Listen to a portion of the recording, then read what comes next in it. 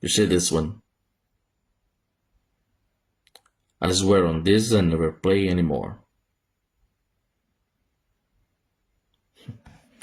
It's like the vice of smoking.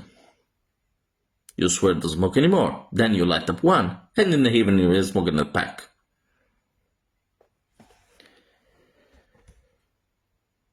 Yeah. I mean, you want to know why I quit in the game.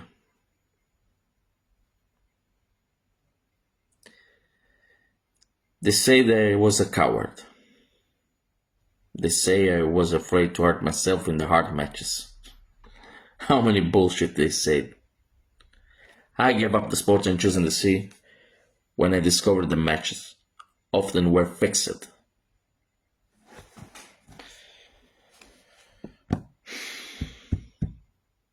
I have a vice, a bad habit, worse than the smoking.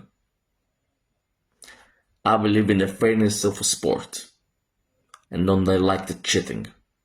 Here's the truth.